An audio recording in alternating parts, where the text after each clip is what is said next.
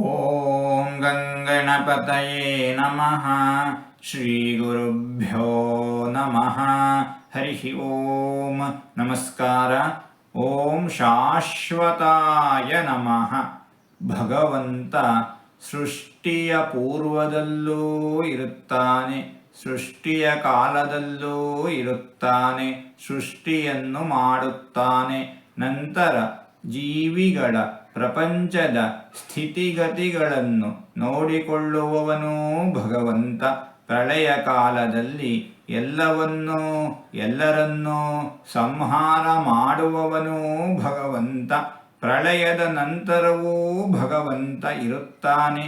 ಹೀಗೆ ಅನಾದಿ ಕಾಲದಿಂದ ಅನಂತ ಕಾಲದವರೆಗೆ ಸದಾಕಾಲ ಯಾವಾಗಲೂ ಭಗವಂತ ಇದ್ದೇ ಇರುತ್ತಾನೆ. ಇಂತಹ ಭಗವಂತನನ್ನು ಶಾಶ್ವತಾಯ ನಮಃ ಎಂಬುದಾಗಿ ವಿದ್ವಾಂಸರು ವರ್ಣಿಸುತ್ತಾ ಇದ್ದಾರೆ. ಹೀಗೆ 4 ತೊದಲು ಮಾತುಗಳನ್ನು ಆಡಿದ್ದೇನೆ. ಇದರಲ್ಲಿ ಏನಾದರೂ ತಪ್ಪುಗಳು ಇದ್ದರೆ ಆ ತಪ್ಪುಗಳನ್ನು ಬಿಟ್ಟು ಒಳ್ಳೆಯದು ಅಂತ ಏನಾದರೂ ಇದ್ದರೆ ಆ ಒಳ್ಳೆಯದನ್ನು ಮಾತ್ರ ಸ್ವೀಕರಿಸಬೇಕು ಅಂತ ಹೇಳಿ ಪ್ರಾರ್ಥನೆ. ಈ ನುಡಿಗಳನ್ನೆಲ್ಲ ಆಡಿಸಿದ ಭಗವಂತನಿಗೇ ಸರ್ವವೂ ಸಮರ್ಪಿತ. ಸರ್ವಂ ಶ್ರೀಕೃಷ್ಣಾರ್ಪಣಮಸ್ತು.